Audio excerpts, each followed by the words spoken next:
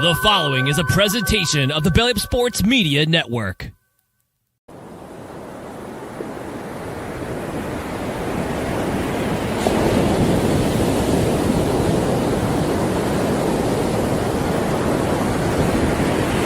It's time to BS.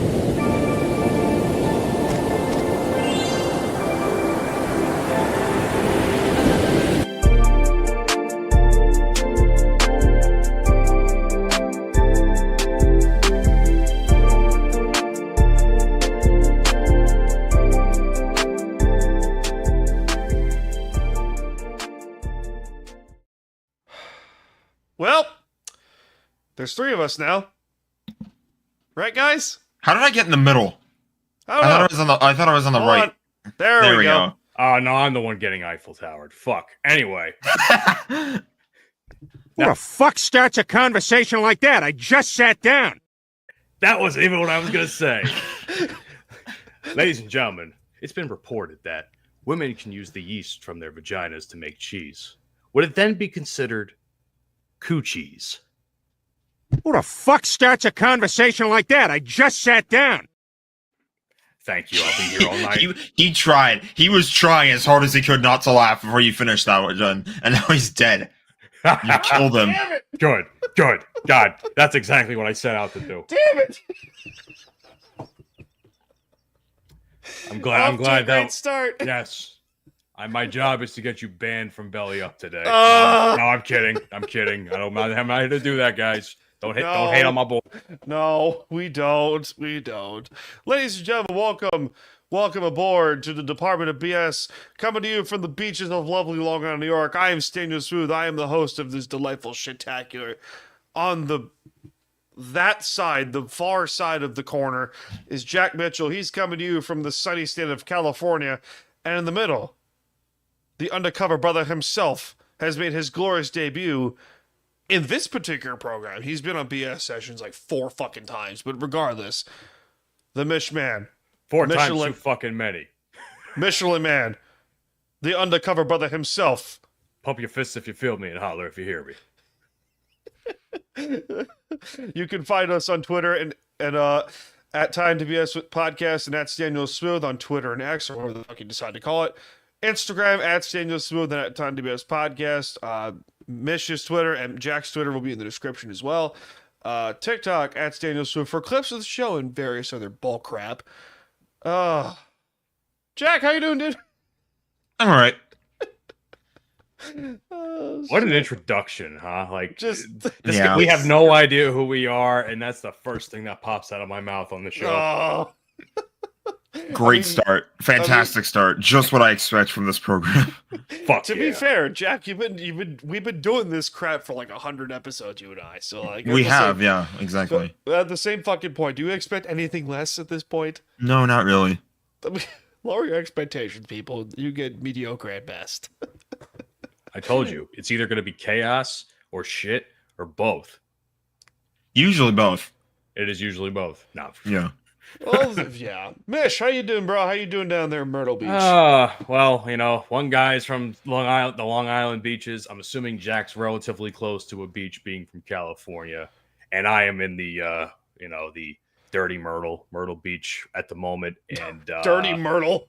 That's what they call it, man. Listen, are you serious, brother? Have you seen the fucking shit I've seen here? That's true. Yeah, Myrtle Beach is like, wow.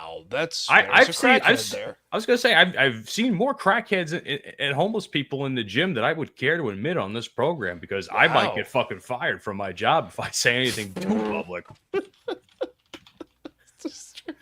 Jack is just Googling. Any future employment opportunities are away, like they're dwindling away as we speak.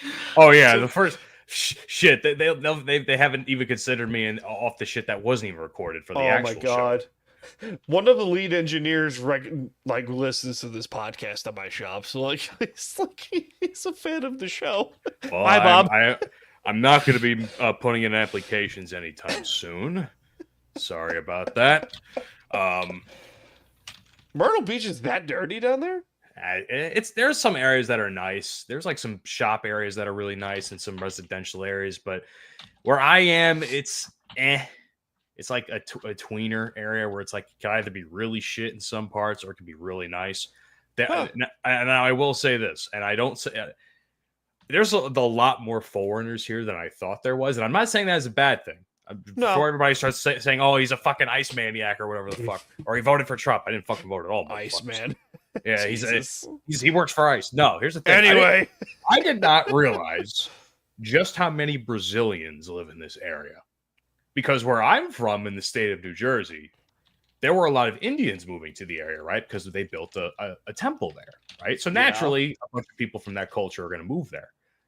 But what I didn't know was there's a fuck ton of Brazilians here. I've seen more people. I've met more people that speak Portuguese, and I've had to use Google Translate far too many times. And I gotta be like, "Holy shit! How many of you guys are here?" Now, don't get me wrong. Some of them are bad. Okay, like I'm talking, goddamn. Okay, like Jack's 10s, so not even uncomfortable. 10s. He's like, what 11 is out this of going 10s. on?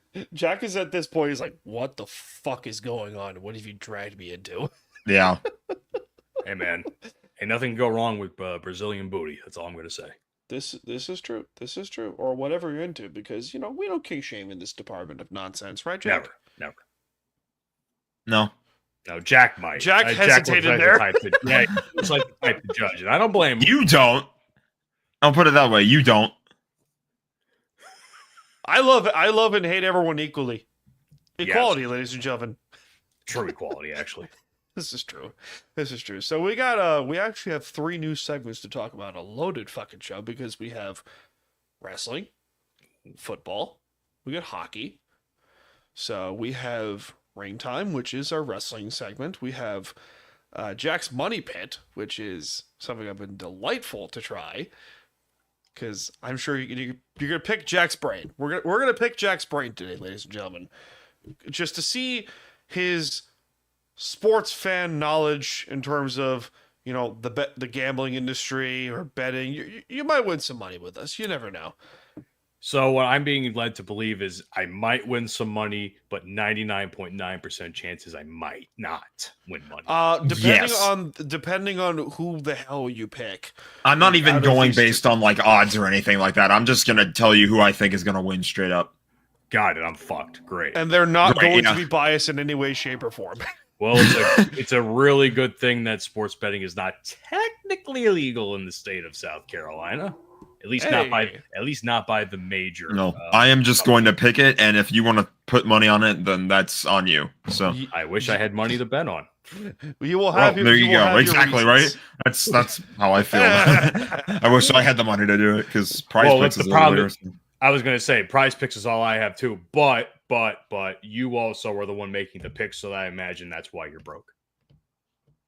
I don't gamble on sports, but that was funny. I see what you did there. But I have all these gaming consoles. I have all these gaming shit, so I can't say shit. So there you go.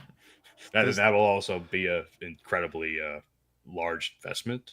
I also have a wedding to pay for, so yeah.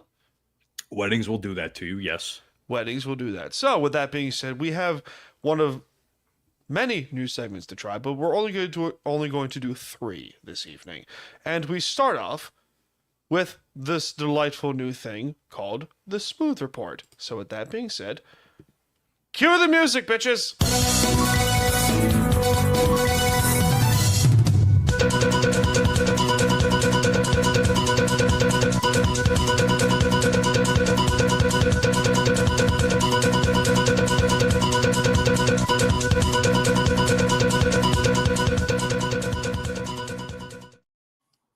I gotta make that shorter somehow. But you really need to shorten that sound effect, yeah. But I do need to down the road eventually. But this is the Smooth Report, ladies and gentlemen, a new weekly news segment on Time to BS with Staniel Smooth.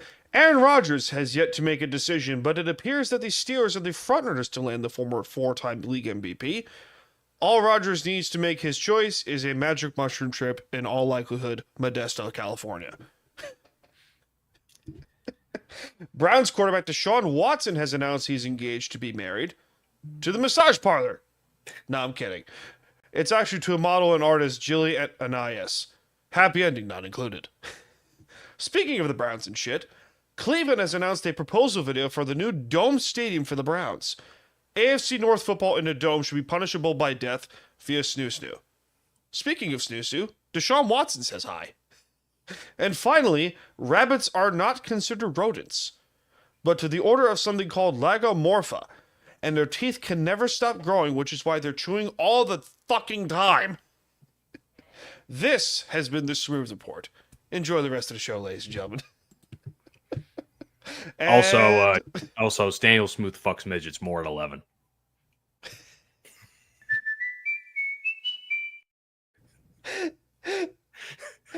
The fact that you didn't even fit right in.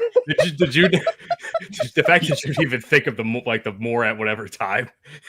I was like, I gotta give that to him. I'm gonna give that to him and see if he runs with it in the future. Jack is like disturbed at this point. It's like, This has gone off the rails quick. Oh, Jack, you have not even had. You should see me at work, bro. I am. Jack, I've 10 created times a worse. monster. Help. I don't give a. You're on your own, buddy. Thanks, bro. Appreciate it. Oh shit, let's go off into Chaos Land.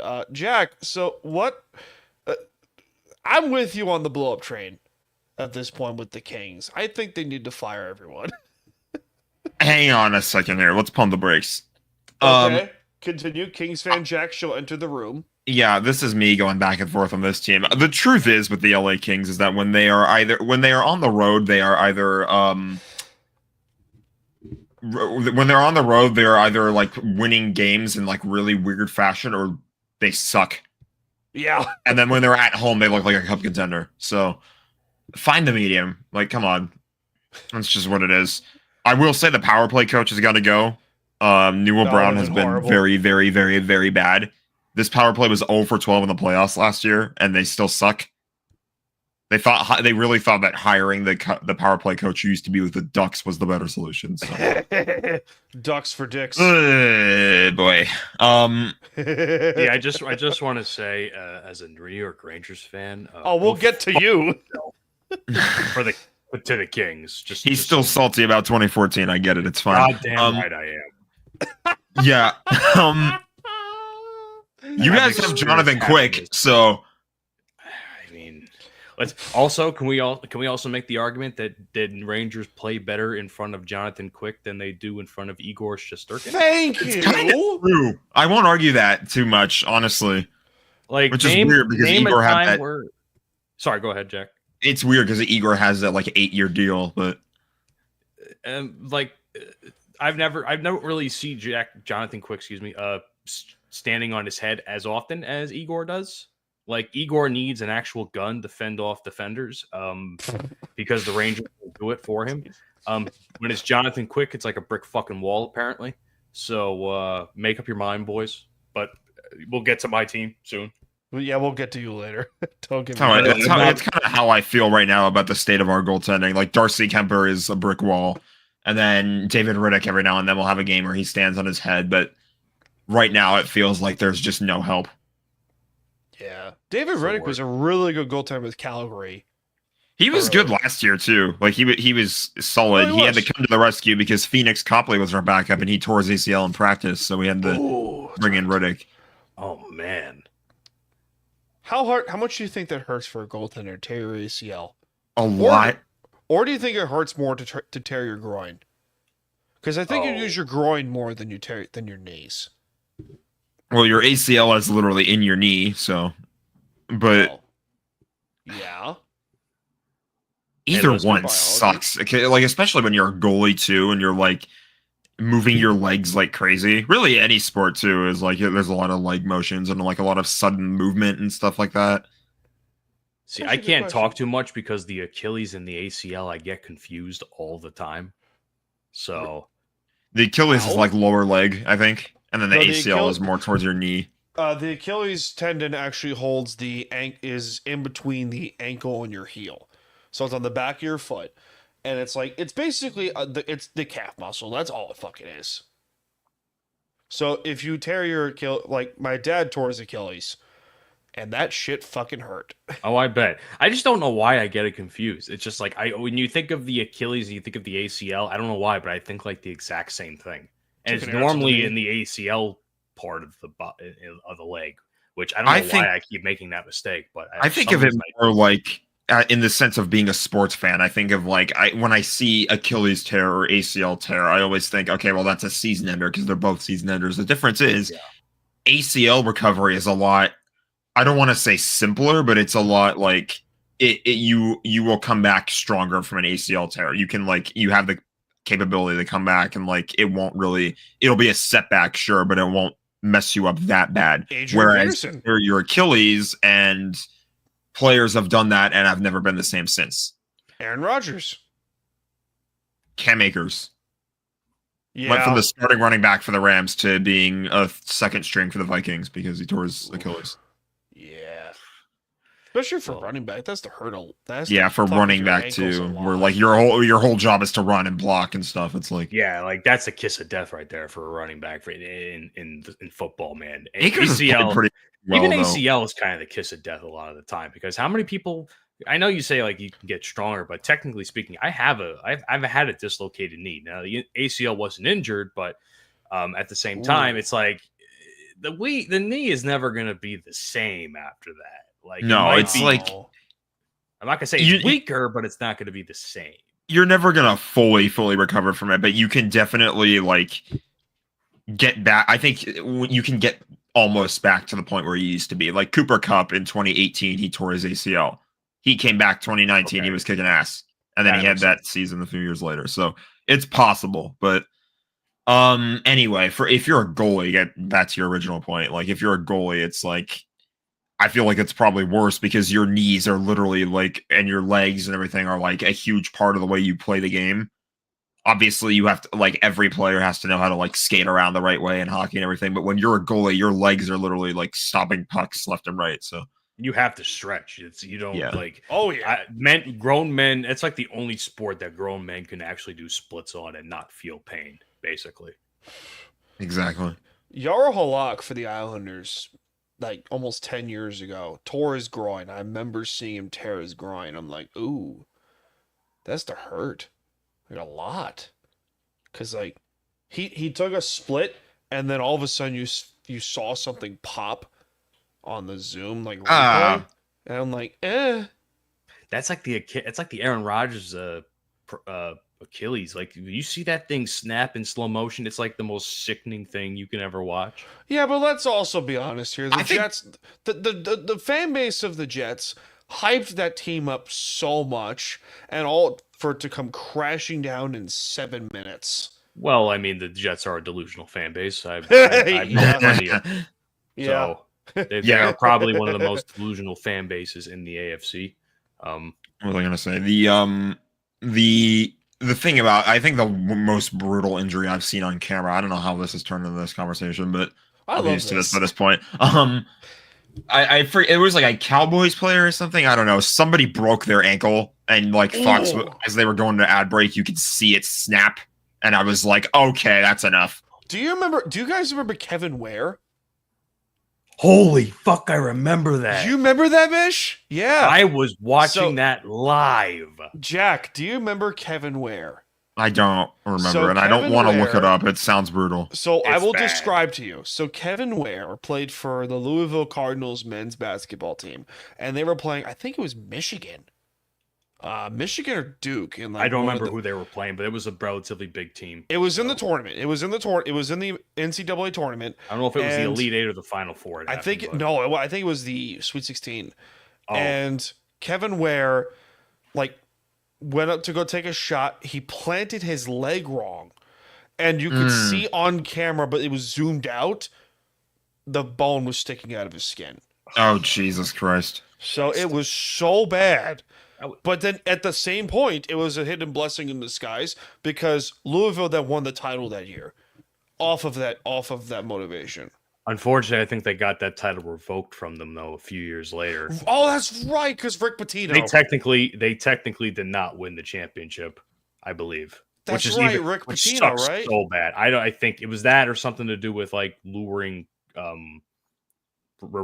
recruits or something like that. I don't remember the full details, but as far as I know, there was no the Louisville championship has been revoked. Oh, which sucks compared to the circumstances like with the Kevin Ware thing. Although, speaking of leg injuries, you want to know what's also really bad to watch? MMA leg kick injuries. Yeah, those are the worst. Chris Weidman from Long Island, he broke his he hit someone so bad in the shin, he snapped his femur.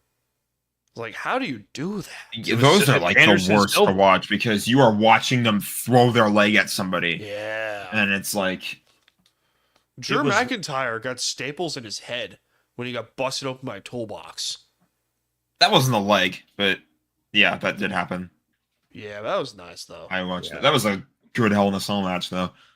Such a great Hell in a Cell match. I love how we went from talking about the Kings to blowing up to what are the worst injuries we've seen in sports. This is the timeline. This is normal for us. Chaos. We love it. What the fuck? Anyway, yeah, no, I don't think the Kings need to blow it up just yet. I think we got to see what they do in the playoffs. Oh shit! Are you going to make the playoffs? Yes. Yeah, they're going to make the playoffs. I'm pretty confident they will.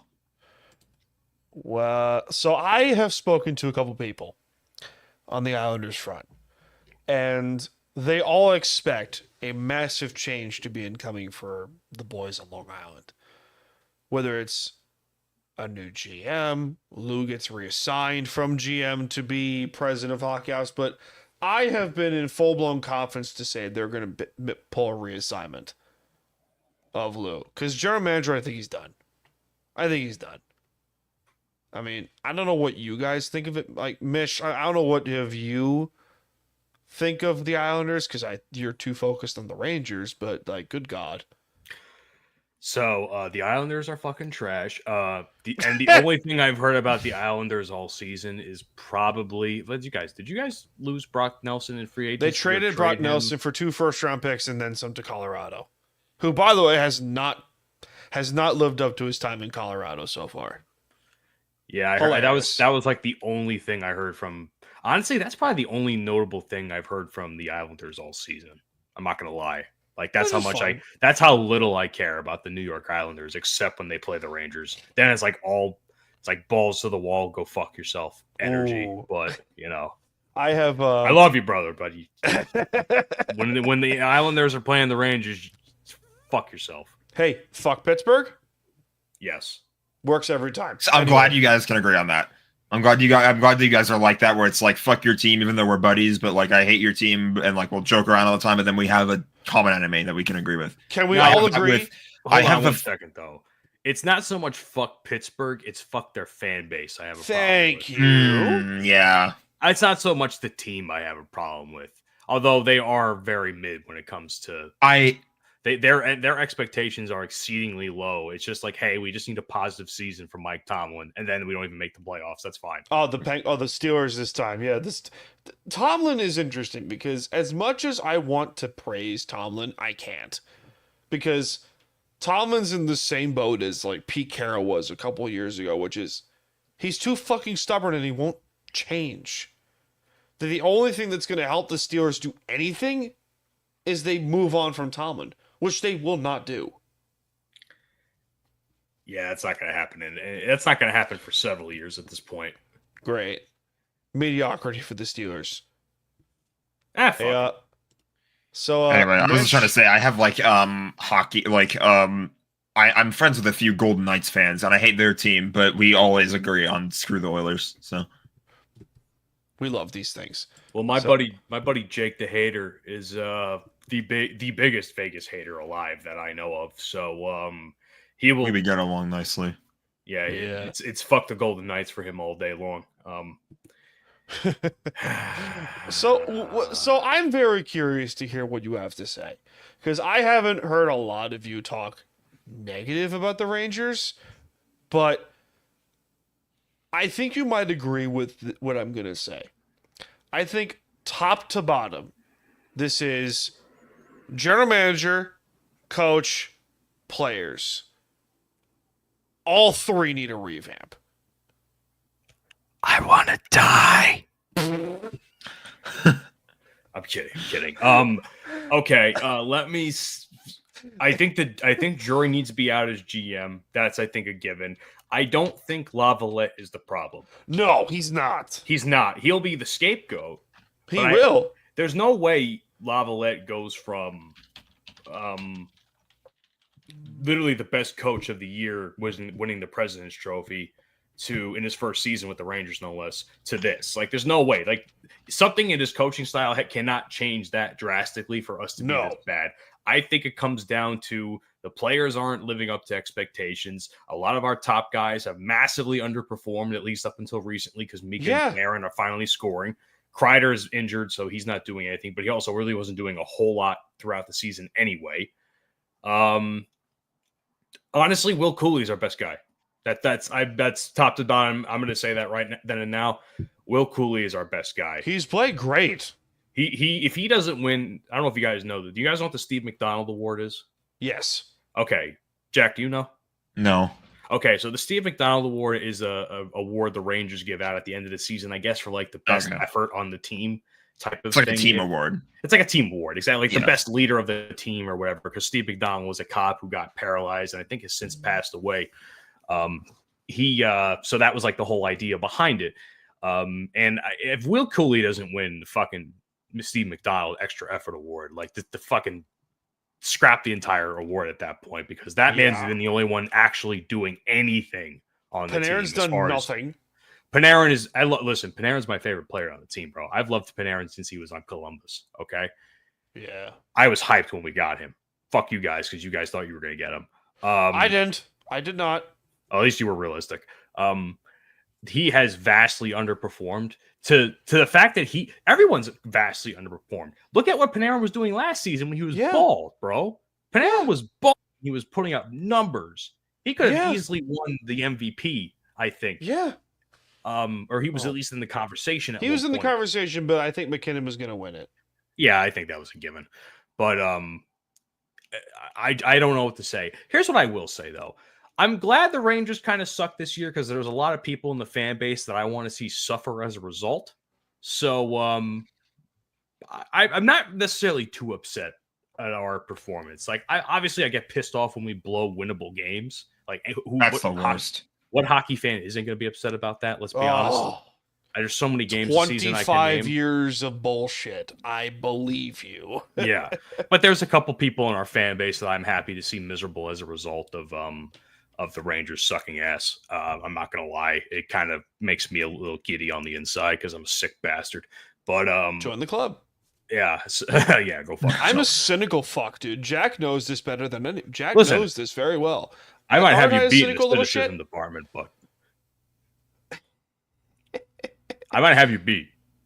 I this year I might have you beat. I'm not gonna lie to you. I'm Petty Murphy, baby.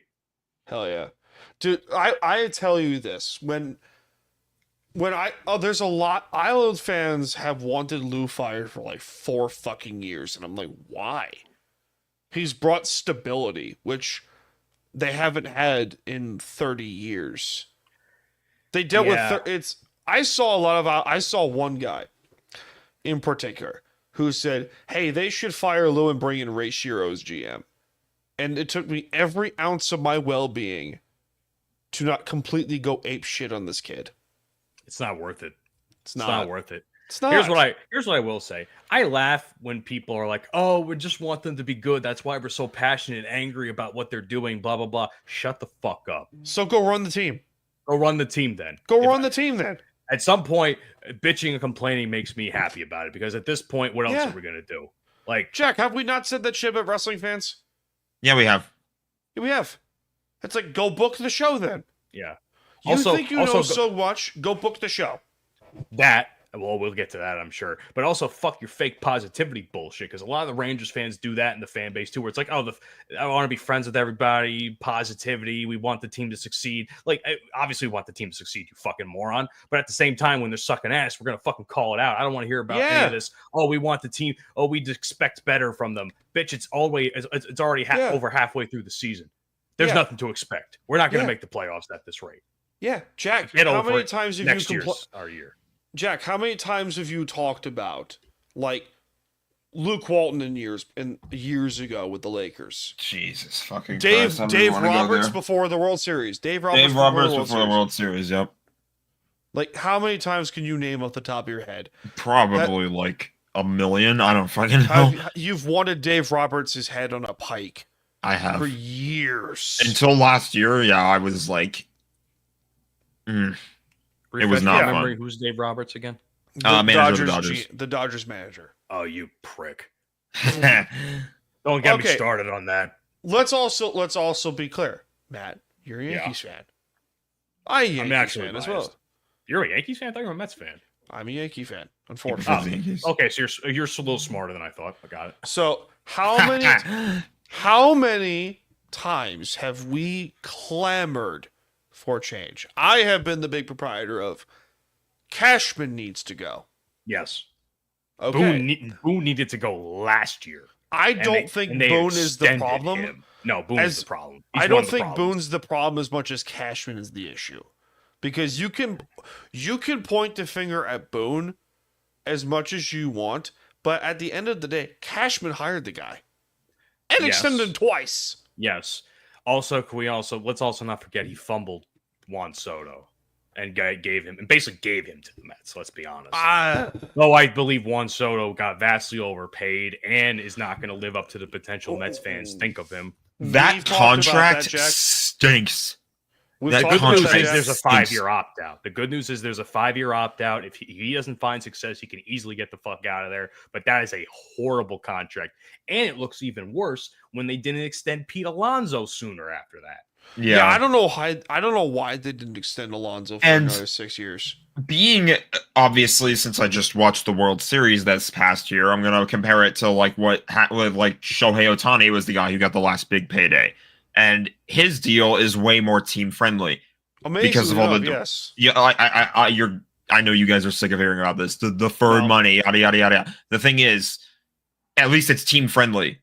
It's not something like Soto where it's like they are paying you $15 million a year or something, whatever it is. 51 million a year. Yeah, I had it reversed. And it's just like there's no deferrals. They're just throwing all that money at you, and they're like expecting you to go win now and be the guy. And it's like how much else?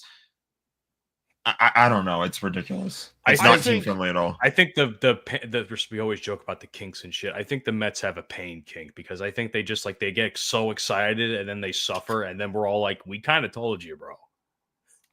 I have a few friends I know a few people and I have a few friends that are Mets fans.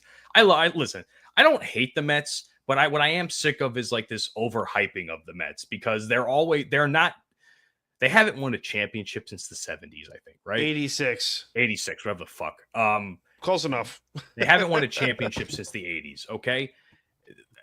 They have a good team. Their pitching apparently sucks, what the common denominator I've come down to reading online. I've talked to many Mets fans who have been Met fans of the team for years. They think that the pitching sucks. They think Steve, what's his name? Cohen? Yeah, Cohen. They think he's kind of a fucking asshole, especially after the Soto and Alonso deal. I think younger fans are going to be excited, but I think older fans are kind of fed up. I don't think the Mets are going to amount to anything unless they win the championship in the next 2 years. It's a bust to me. Yeah, I mean, you shouldn't not be excited about Soto because Soto's still a really fucking good player. But I get what you're saying. The fact that it's more likely that this deal is just going to hurt them overall. It's not going to be oh yeah, this is going to hurt them in the next few years. It's not team friendly, and it's they better win something soon because he is a hell of a player. But at the same time, it's if you're going to pay him that much money and it's not team friendly, and you want him to be the guy, then I also think it's a slap in the face to guys like Nimmo who busted their ass all year. Who've been there for 10 years. Lindor, who I'm a big Lindor. I've become a big love Lindor guy. I think he's probably one of the best people on the team. I think without Lindor, he should have been MVP for the National League last year. But if it wasn't for Shohei, yes. No. If it was not for Shohei, yes. I'm not hearing the whole Shohei didn't play defense. Yeah, as a designated hater, he goes 50-50. I think that's more impressive. Either way, I think Lindor, as far as overall bringing the team to that level, I think he's more the MVP in my book than Shohei is. Okay, if we're just going off of offensive stats, that sets a really bad precedent going forward. Same thing with Judge. I mean, you could say the same thing about Judge. Okay, he had 60-something home runs one year. And they got them to the playoffs, but they didn't win them. They didn't even get them to ALS, I think. Right? They got to the AL World West. Series last year. No, not last year. The year before that, when he got the 60. No, they didn't get to. Exactly my point. No, but he still won I think MVP, right? And Yeah. then he won MVP this year, right? But they also made it to the World Yes. Series, so that kind of makes Yes. a little bit more sense. But It kinda way, I'm balances not. out. I don't hate Judge. I actually Judge is my favorite player on the current team right now. But I don't know. I think that contract that they have for him is also going to hurt us. I think it's hurting us already. Hence why we couldn't pay Soto. Correct. We got to unfortunately go to break real quick. So, with that being said, Jack, we do know for sure this show is not free. The show is indeed not free. We'll be right back, bitches. Hey, it's been. This show ain't free. So, time for some ads. Hey guys, this is Hector from the Insert Name FC podcast here to tell you guys about Canada Dips. It is a great tasting, superior alternative to traditional dip using CBD in a way that is radical, enjoyable, and effective. It comes in 5 core flavors: wintergreen, mint, citrus, mango, and American spice.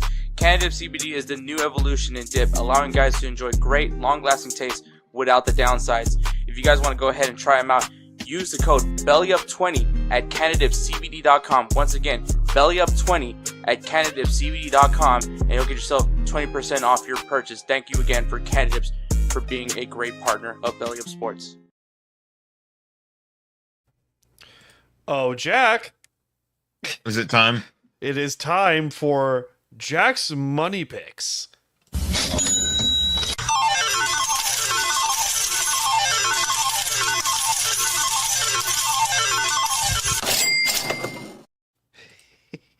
Jack, how you doing, bro? You feeling confident to win some? win some money? I'm a little bit more fired up now because I saw that picture you used is probably AI generated. So I'm not loving that. But other than that, yeah. Well, let's do it. Whatever. Google images. I don't even know what I'm picking, but let's go. Well, we'll figure it out. Two of them are pretty easy to do because they're two of your teams. But the last one might actually spark some debate between the three of us here. Oh, So boy. we over under the LA Dodgers, who are currently the odds-on favorites to repeat as World Series champions, plus 275. Jack, what are you picking, my friend? Don't be a homer either. He's good. I mean, it's kind of hard not to be an It's over. kind of hard to a do homer. because Jack's personality is just. What would the see? It's stupid that you made like a betting thing after me because I don't bet. Like I don't know what if I'm picking the over here. Is this like me like saying yes that they're gonna win and you should smash the over? Do you think the Dodgers are going to win the World Series? Absolutely. Are you willing to bet money that says, "Hey, go put your money on this right now"? The Dodgers, put your money on the Dodgers. They're the odds-on favorite. Absolutely, yeah, And 100%. why do you think that is? Why out? Have you not seen what they've done this offseason? You're not wrong. I mean, that's kind of all I need to say. Like it's I hate to admit that you're right, but it's the team to beat right now, if Yeah, we're being they are honest. the- And they are. I full-blown will team to say, beat. a lot of people also are kind of like firing shots a bit too early because the games have to be played still at the end of the day. That's like you still gotta play through the whole season, and the MLB season is a bitch. It's long. Yeah. It's grueling. You're gonna lose guys for games and something like it's a grind and a half, and it's not really guaranteed to go the way you think it will every time. So let it play out before you jump into the whole, oh yeah, the Dodgers are going to win every World Series for the next God knows how long. But this year, realistically speaking, with the roster they have, they should be winning it. They should win. They should be the favorites. They should win the title. But you never know. I mean, we've seen teams that go on to the series, to the World Series in general, like Arizona a couple years ago. They went to the World Series. They played Texas, but at the same point, like they went to the World Series. I'm just going to say that is the beauty of the playoffs in any sport. You never know what's going to happen. All you have to do is get in the dance. Anything gonna happen. All right, next up. wait, can I ask a question though? Go for it. If so, assuming the Dodgers make it to the World Series, right? Not even that they win. Who do you think faces them in the AL then to secure the win? It's a good question. That's a good question because I think it could be the Yankees. Yankees are easily like a top contender in that. I know we just spent a little bit of time making fun of the Mets, but I don't want to totally write them off either. But that's not even that's not. Yeah, I forgot. That's the wrong. By the way, the Yankees are plus 80. I will be a semi team again. The Yankees, by the way, are third behind. Are third in betting odds, plus 850, behind the Atlanta Braves, who are plus 800 to win the World Series this year. But in terms of the American League, Yankees the odds-on favorite. That makes sense. I would have assumed nothing less. Jack, for the sake of parity, I would hope that we don't get a rematch, but I feel like that's just what we're heading toward. Like last year, it felt like we were like the whole year long, it felt we were spiraling towards Yankees Dodgers in the World Series. If it was the two evil empires facing each other, that's essentially what it is: the old age new evil empire and the new age one. The Resistance versus not the Resistance, the First Order. The First Order versus the Empire. The Empire. Exactly. The Empire. Yeah, that's exactly what it is. Correct. Jack. Plus 1,700. Lakers win the NBA Finals.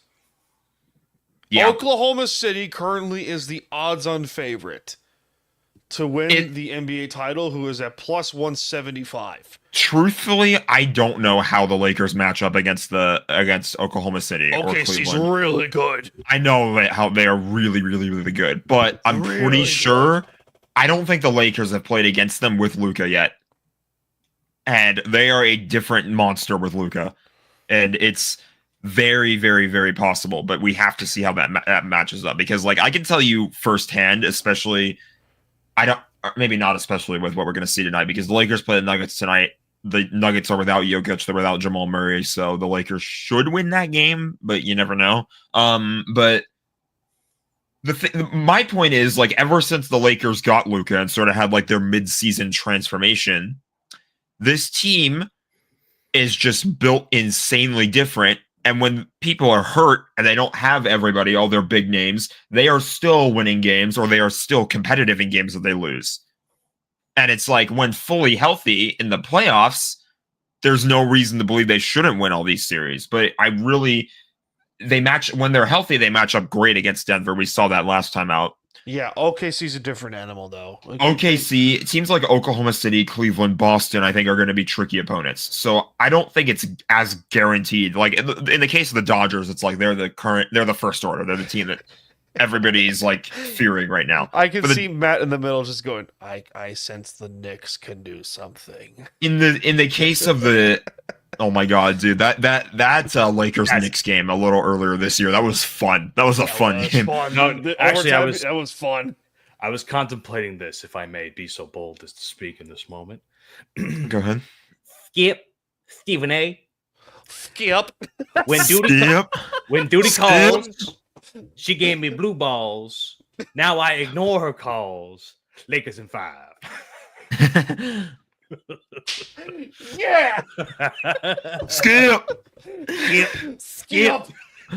No, but in all seriousness, I think I'm.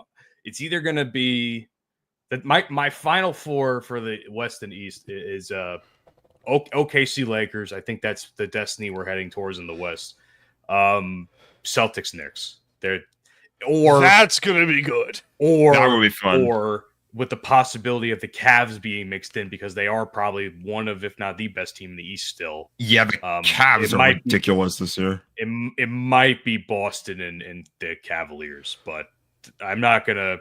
Either way, the Knicks are a second or third team in the East. So you do know that if the Knicks somehow make it to the Eastern Conference Finals, they're going to burn down Lower Manhattan. If we win, the entire fucking city is going to be underwater, bro. Oh, good lord, I would love it. Give me chaos and anarchy, please. I want it just for the fucking memes, bro. As a Knicks fan, I'm like, listen, motherfuckers, for 27 years of my motherfucking life, I had to put up with Knicks are ass. Knicks will never do it. Y'all think y'all going to take it this year again, huh? Yeah. They ain't never going to get no stars. Listen to me, motherfuckers. I'm looking at you right there. We're going to do it. Bing bong, bitches. I love it. Knicks in 5.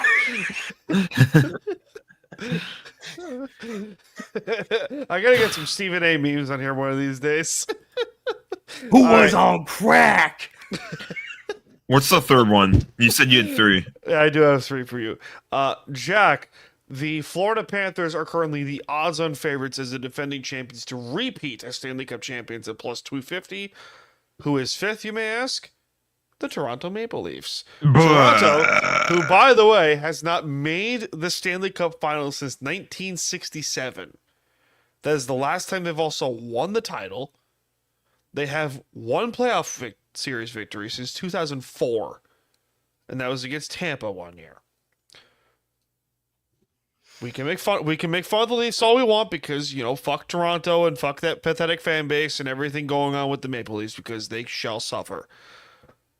Jack, give people reasons to bet on the Maple Leafs to make it to the Cup final this year at the East. Don't do it. And with that, I agree. And with that, I also agree. What? I don't know what fundamental major thing has changed about the Toronto Maple Leafs that has been like league altering trade wise or acquisition wise or something like that is going to make me look at that team and the culture surrounding that team and make me think, oh yeah, this team's going to the Stanley Cup final. Nothing. They're not getting by Florida. Nothing. They're not. No one's getting by Florida right now. First of all, fuck you. That offends me because I hate Florida with a burning passion, and they are my least favorite team. You know what? I'm going to walk that back a little bit. Time out. Argue. Let me finish this. Okay. The fact that that's even a conversation that they could repeat makes me want to fucking blow my brains out. They're not going to repeat that up. Look, they're not going to repeat. No, here's the thing.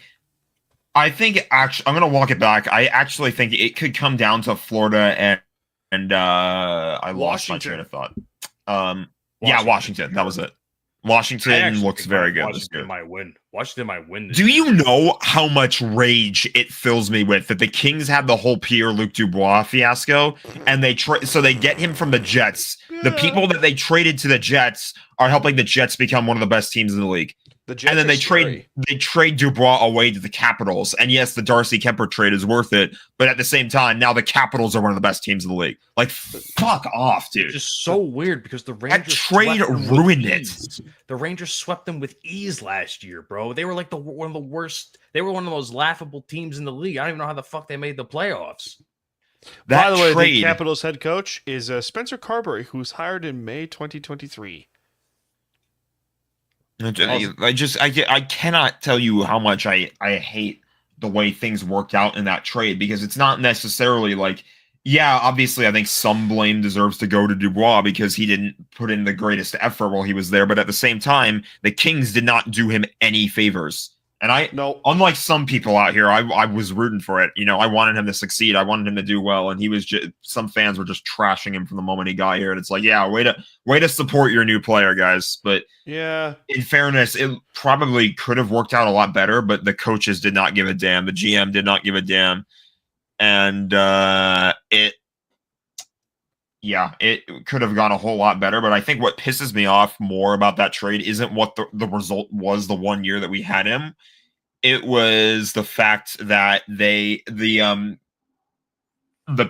other two teams involved, who we traded him for, or no, who we traded him from, like which team that we got him from, and the team that we sent him to. Those two teams right now are superpowers in the league, and the Kings are still middle of the pack, staring down the barrel of a 4th year in a row against Edmonton. Yep. They might actually get home ice this time, though. We'll see. So I kind of throw an extra betting thing in here, if I may.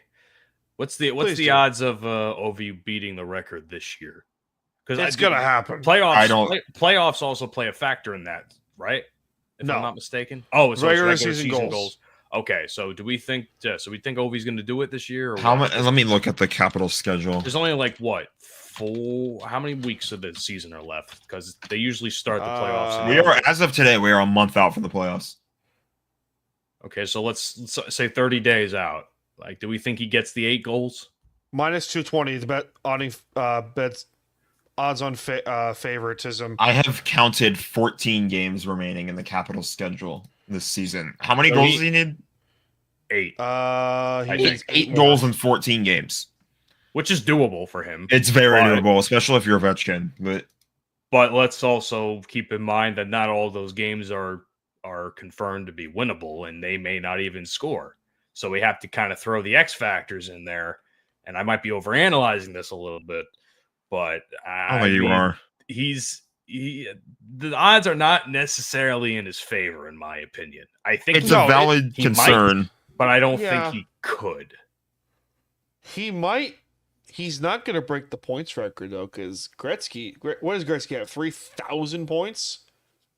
Well, how much does Ovi have? Because if he won't 1,600. Wow, really? That's it? Yeah, I think so. Hold on, give me a second. I'm going to look at Gretzky's. That feels low for Gretzky. No, that feels low for Ovi. Give me a second. He's been in the league for fucking 20 years, the guy. Give me 5 minutes to find it. Wayne Gretzky has 2,857 points. Jaromir Jagr's right behind him. Sidney Crosby is 9th. Alex Ovechkin is 11th with 1,606. Wow, I'm surprised Ovi's so low. Mark Messier, by the way, is 3rd with 1887, excuse me. That's my goat right there. By the way, the least favorite man in the entire city of Vancouver. And a hero amongst That the would Rangers. be either Quinn Hughes or Brock Besser for me. The least popular man in the city of Vancouver? Mark Oh, no, Messier? my most hated. I thought you said most hated. No, the most hated player that the city of Vancouver hates would be Mark Messier by a that's fucking fair. mile. That's fair. Yeah. By a mile. I just hate Quinn Hughes. That's all. You talk to any Vancouver Canucks fan about Mark Messier, they will punch you square in the face. Okay, maybe I need to brush up on my history here, but why? And this might just be like a stupid question. I don't remember the whole but... gist of the story, but Messier was like, first of all, they are Canuck fan bases already hated the Oilers because of, how much he tormented the Canucks from the 80s and into the 90s. But it was something stupid. Why does Vancouver He's Googling it right now. I was going to say he's got to Google Messier. it. That's how... let's go to our friends at Reddit, because that's just fantastic of an idea. the cesspool that is Reddit. Messier was a prick during his time in Vancouver. I don't understand why more hate wasn't directed at the front office. Gretzky, it was just fucking bullshit. Often regarded as the most hated Canuck during his time. It was just, this is way too long to read. Anyway. Just put an AI voice over it and throw some Minecraft. Oh, Lord. No. Throw some Minecraft on it and then throw it on TikTok. It'll get 1,000 views. Oh, Jesus. Anyway, we gotta go to break real quick. So with that being said, let's go to our friends over at SeatGeek. Ryan, take it away. This show ain't free, so time for some ads. Hey everyone, it's Ryan from No Credentials Required to talk to you about one of our newest partners at Belly Up Sports, SeatGeek. Yeah, live sports is great on television, but the feeling of being at the arena is a priceless experience. That's why our friends at SeatGeek are there to help you find the best tickets at the best prices. Not only can you get tickets to sporting events, but you can also get tickets to concerts, comedy shows, musicals, and more. Search for your desired event now at SeatGeek.com, enter promo code BellyUpSports at checkout, and you save $20 off your first purchase. SeatGeek. Life's an event. We have the tickets.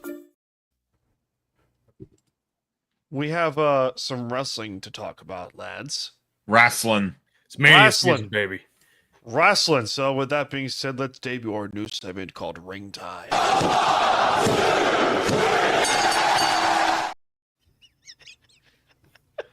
I love that entrance. That might intro. be my new favorite thing. 2, 3. At least it's quicker than the other one. Oh, Jack has the soundboard working? I got the bell. Yeah, I got the soundboard working. Hey, the delightful. Your soundboard works, but mine doesn't for some reason in StreamYard. I don't get The it. problem wasn't the functionality of the soundboard. The problem was all my sounds got erased for some reason, so I had to totally start from scratch. That's terrible. That sucks. I hated that because I had a lot on here, so I remember that conversation you told me. You were like, "Fuck." Oh shit! So we have some Raw to talk about, a little bit of SmackDown also. So let's start out with this. LA Knight enters the ring as the new United States champion. He wants a challenger for WrestleMania. Who enters the fray? Why not other than Jimmy Uso? Guys, hear me out. I don't think it's gonna happen. But watch Jimmy Uso put on a great match against LA Knight at WrestleMania. You know, I'm not gonna lie, Jimmy Uso's been kind of in his bag recently. He has. He's been great. He's had the big Jim arc has been fun. He had to step his game up because he knows now that people are going to compare him to Jay as far as a singles wrestler goes. And I'm not saying Jay is fantastic. Jay is fine. I don't think that should happen. I think the U.S. Championship match should be a multi-man, personally. It's got to be between Carmelo. Hear me out. Yeah. You're right with Carmelo. It will be I think it'll be fatal 4-way or triple threat between Carmelo, Andrade, LA Knight, because those three had great chemistry, and add Jimmy Uso to the mix, make it a fatal 4-way. I think we're going to have 2 fatal 4-ways at Mania for mid-card titles. What's the other one? I would love to throw. I would love to throw in the US title mix. I would love to throw people like either Solo Sikoa or Jacob Fatu in there, but I feel like those two are kind of headed towards some kind of conflict. DQ. Give me a no DQ. Right. Tribal combat. Give me tribal combat. Or something. Something along the lines of tribal combat. Yeah. The thing is, I feel like Melo and Andrade still need to have their clean Game 7 because they had it, but it was LA Knight as a special guest referee, and that just went off the rails, and I don't think it was a very good or satisfying conclusion to the feud until I guess WWE kind of also tried to push that it was like a 3-man feud when they had their triple threat at Crown Jewel, and that ended with LA Knight hitting the double BFT and winning the title. I feel like that should just have been at some point down the road, Melo and Andrade should have just had their clean Game 7, like just straight up let them go at it, let them finish the feud. Mm-hmm. Now the question is, does either Andrade or Melo, if it is a triple threat or fatal 4-way, do they win? Because if you ask me, Melo's looking hella weak right now, which is sad because I love Carmelo Hayes, and I slowly am starting to not care, not because I don't like Melo, but because they're making me not care because he fucking loses all the time. Yeah, Andrade is kind of give or take for me. I think he's a great wrestler and I love him, but he's fantastic as in like luchador. But I don't care. I don't care about. I don't want to say the character, but I don't care about him enough outside of maybe the matches he has to see him win a championship or the U.S. title. I think Carmelo needs the win more than anybody, but I also don't think they're going to take the belt off of LA Knight that soon. No. By the way, I don't think they should have taken the belt off of him in the first place. No, at least not until Mania. He should have held the belt longer, and I think it's pretty much what they're trying to do is they're trying to have LA Knight like boost up the pedigree of the U.S. title to what Gunther did with the Intercontinental belt. Yeah, I've been complaining to my friends about the last few days about how like people on Twitter love to moan and hate, and like they don't just let everything cook. But at the same time, I'm about to complain a little bit. I feel like the whole like when Shinsuke came back and took the title off of LA Knight, I don't feel like the build was good enough. No, they needed to cook on that. Yeah, they needed to let that one cook a little bit more. Too fast.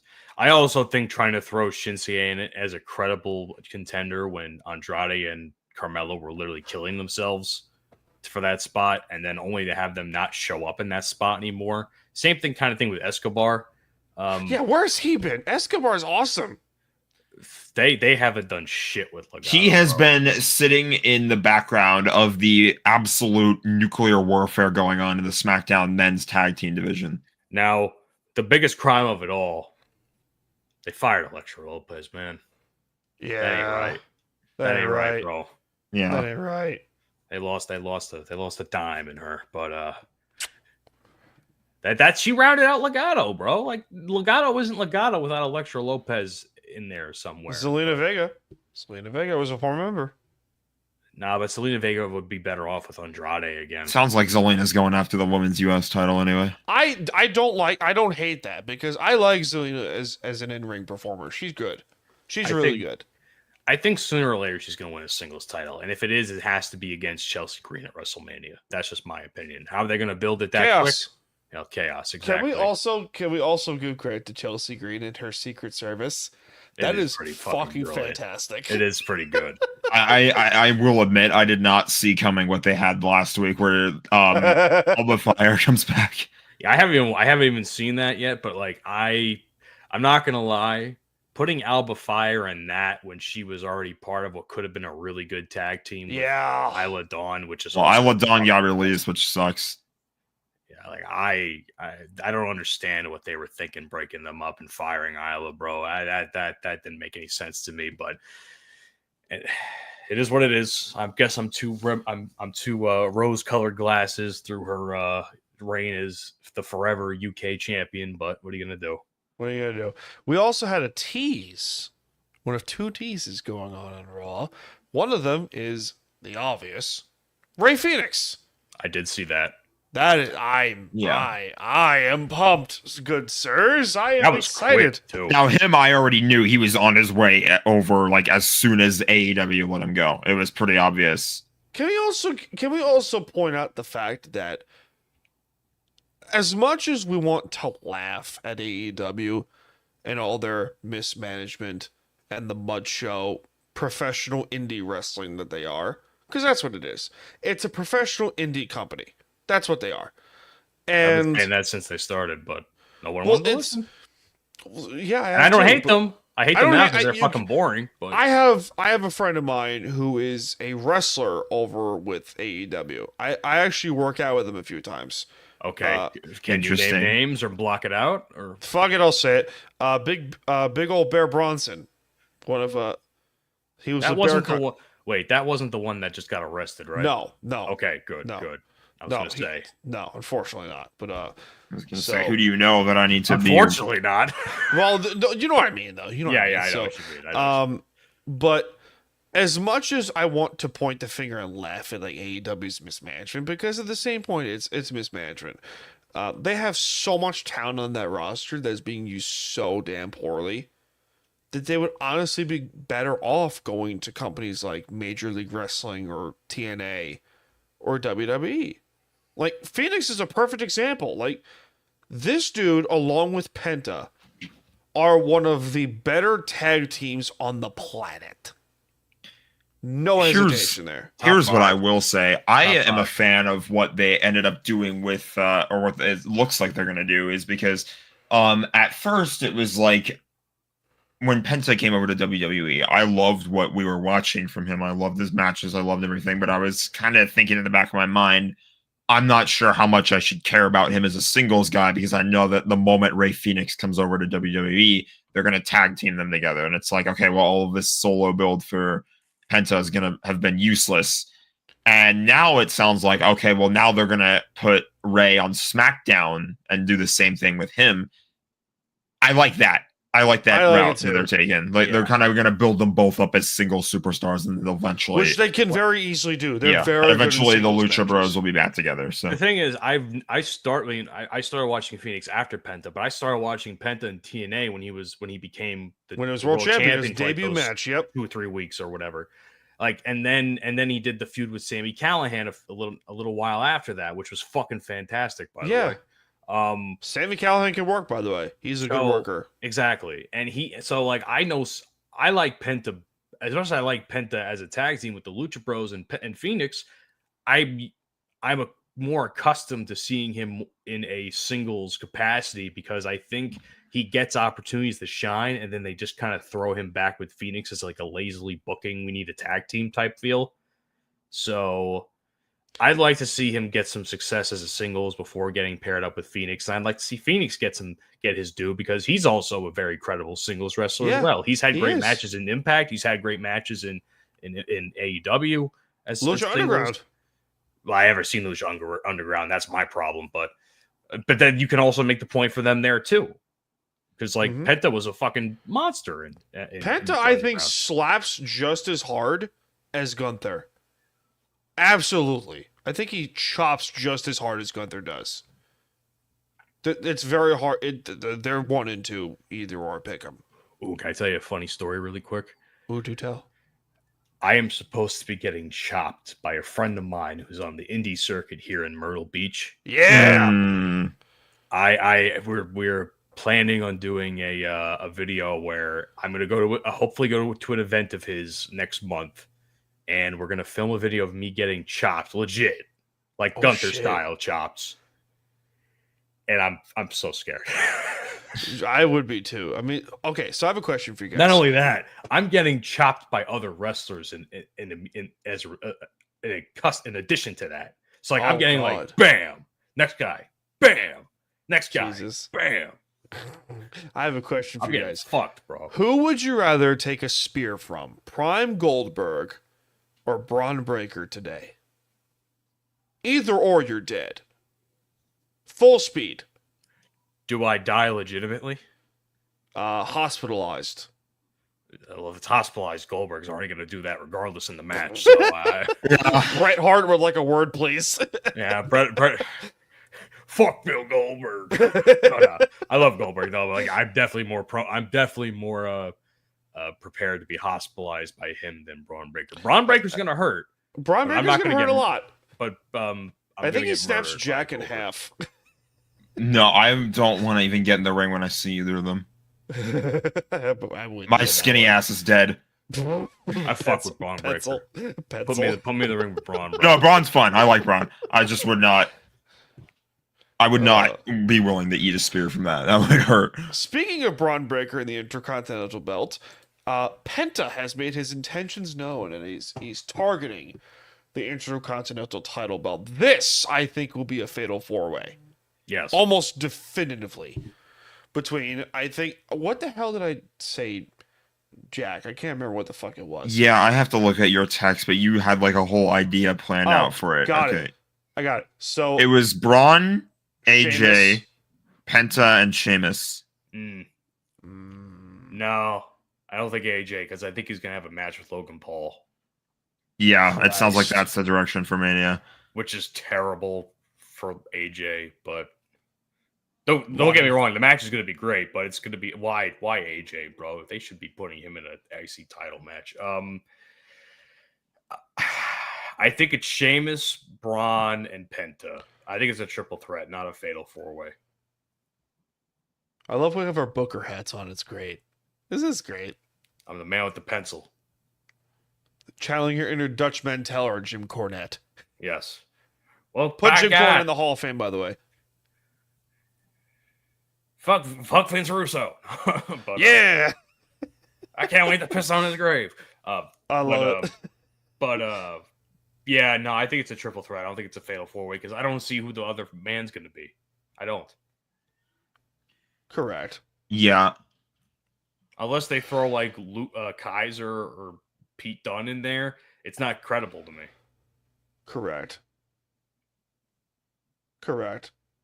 Oh, Jesus. We also have another tease going on. Aleister Black.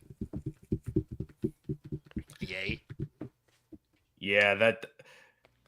I don't want to not be excited about that, but I think his AEW run was so poor in the latter half that like I just don't care.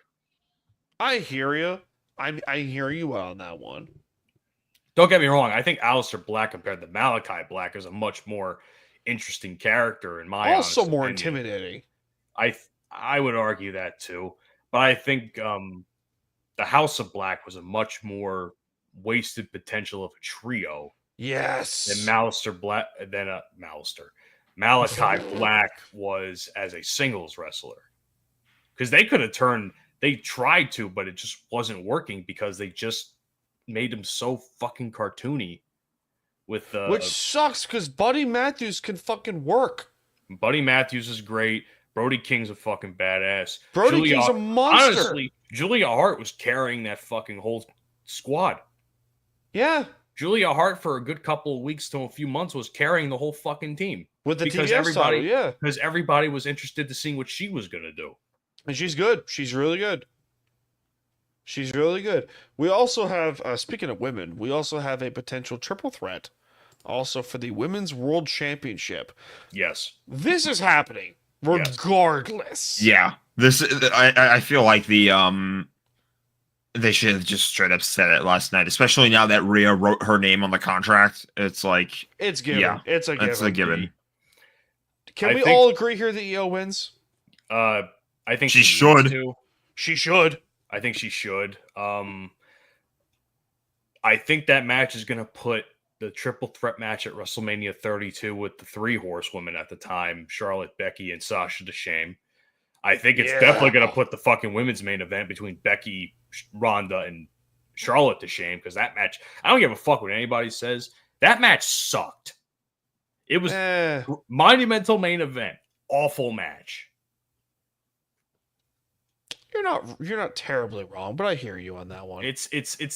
Look, watch it back. It's not that fucking good. I haven't watched it since WrestleMania 35, and I have no interest in it because I remember watching it. And I'm like, this just feels like a fucking botch fest. Here's the thing. Io, confirmed, great worker. Bianca Belair has proved to have improved significantly since being called up from NXT. And Rhea Ripley, need I say more? Mish, I know you can say more. What? Possibly the sexiest women on the planet too. Hell yeah.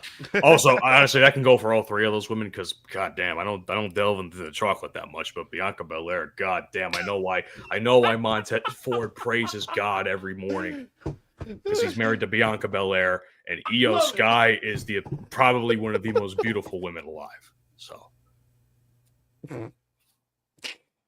Everybody wins in that match. Everyone wins. Io should win, but we all win watching it because we get to all witness do. probably the most beautiful match in all of wrestling, next to Julia and Stephanie Vaquer.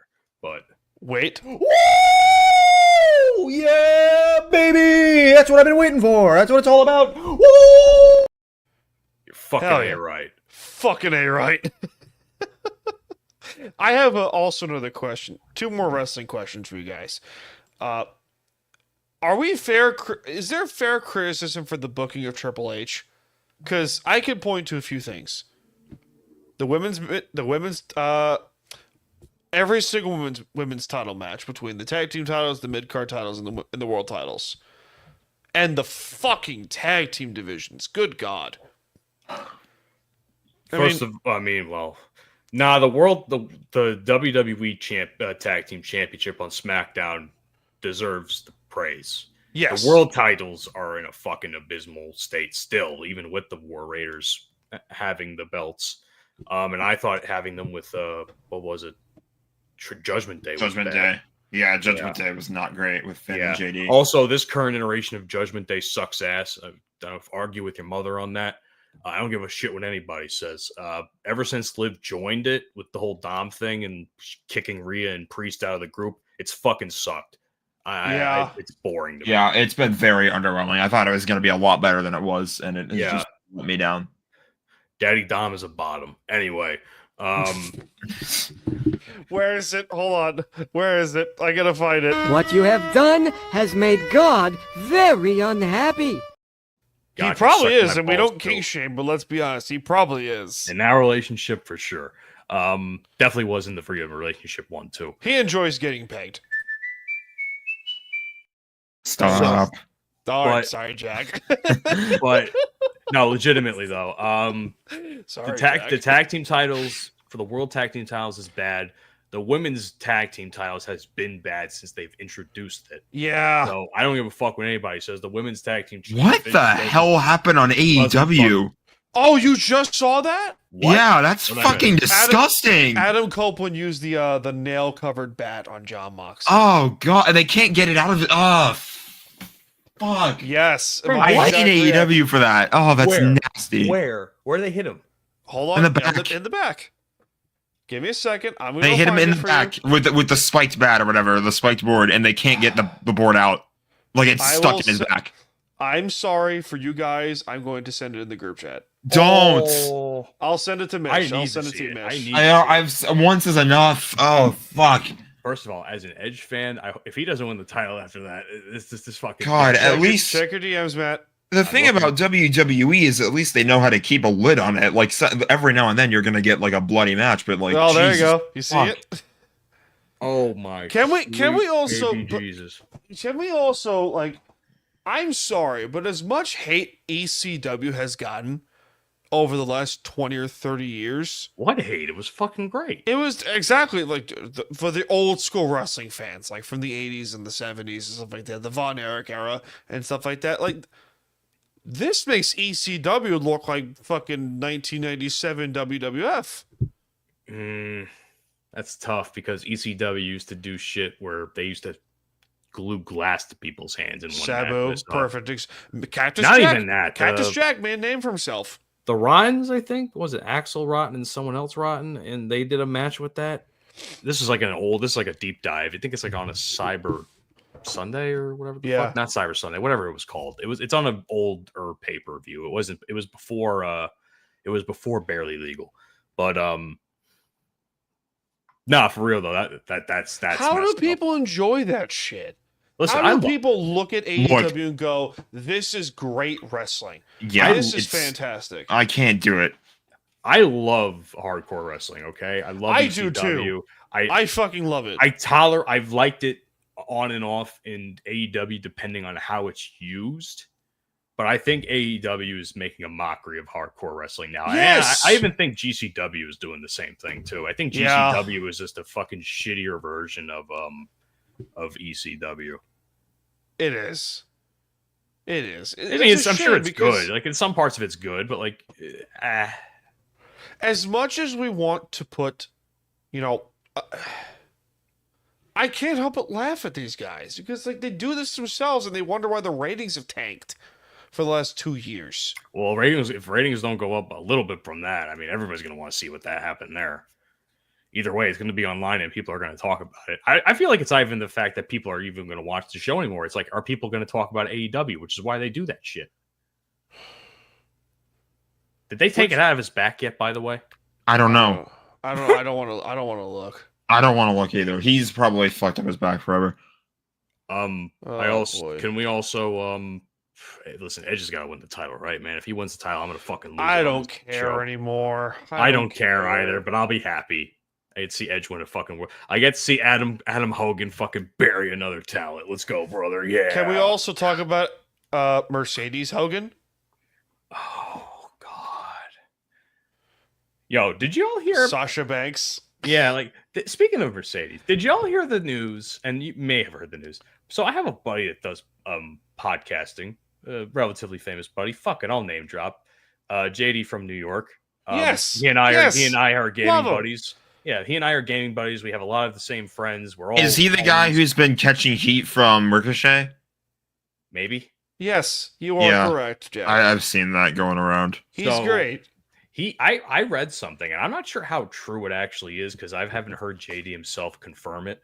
But apparently, she got him kicked off of commentary for her match at a House of Glory show. That's real.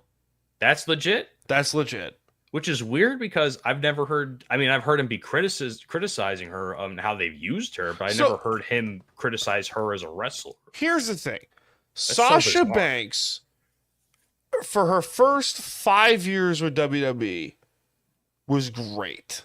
She wasn't the best in the ring, but there's something about her. I was like, okay, when she's in the ring, she puts on good matches. Her promo skills are not particularly spot on great. But other than that, she's okay. I think it depends on who she's in the ring with during the promo. Yes, if she's in the ring. Bayley is always going to be a wrestling soulmate. I don't care what anybody says. Yes, correct. Out of the 4 horsewomen, she's definitely 4th on that list. Behind Becky Bayley and Charlotte in any particular order. Jack, what do you think about that? I don't know. I don't really have an opinion on that. I am like, I feel like that's like blasphemous because I would honestly say it would be Becky as the fourth right now because she hasn't really done anything spectacular since the man thing. Yeah, I mean the big time Bex she put Bianca over like really well. So I'll give her yeah, but that was like one of the few good matches she had during that time. Good point. You know what I will say about Triple H booking, since that was the original topic. Yeah, way to get us back on track, by the way. If there's one thing that I really do want to criticize about it right now this year, it's the fact that Liv Morgan and there was one other person who I was talking about. It was her and it was Raquel Rodriguez or someone else. Someone else. I forget who it was. I have to bring up the conversation, but like she and there was like one other person who like they don't really have a clear direction for WrestleMania. And considering the massive amount of stuff that they have done this year, it's kind of underwhelming to say the least. That's the thing. Compared to last year, there is no. I feel like there is really no clear path to WrestleMania. Yeah. Last year was a lot more clear cut by now. Yeah. Like when we're comparing WrestleMania 40 to WrestleMania 41, the difference is almost night and day. Like the only it's Finn Balor. I don't know. I don't know where Finn Balor's going either. First of all, the fact that they changed his theme song and apparently, allegedly, I didn't watch the show yet, but he got no pop.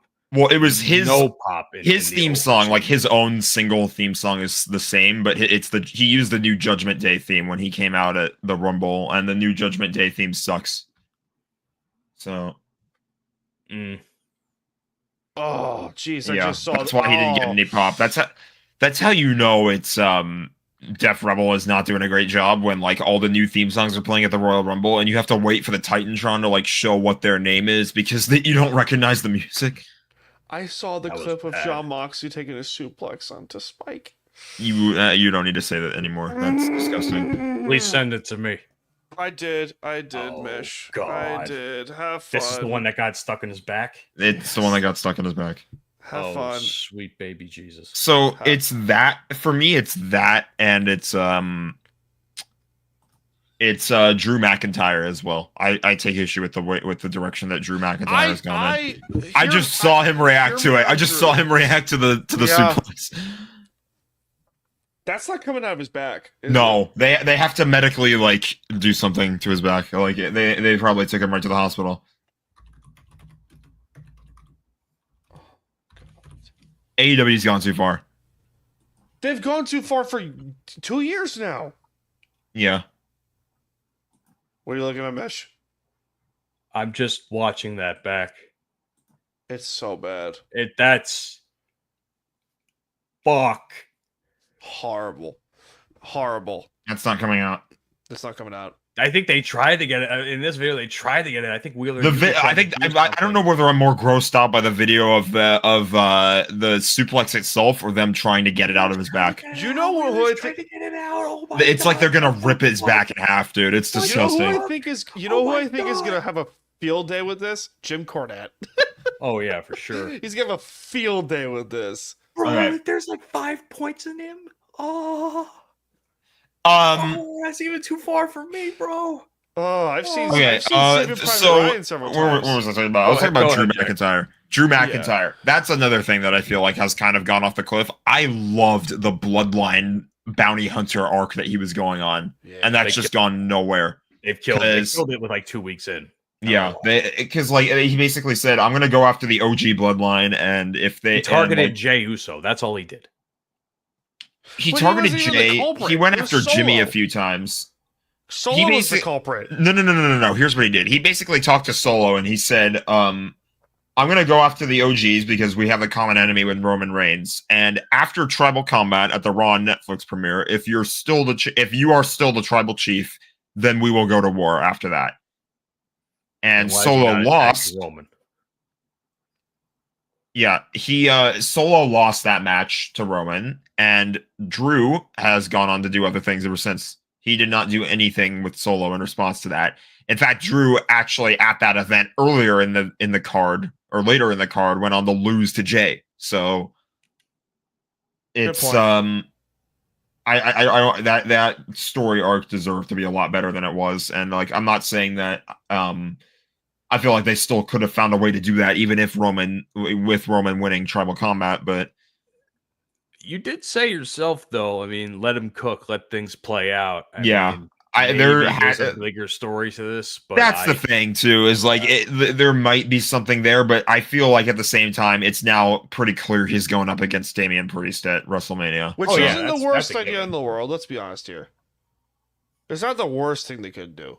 They could pair him with Karrion Kross, who I like. I like Kross a lot. I miss Kross in ring.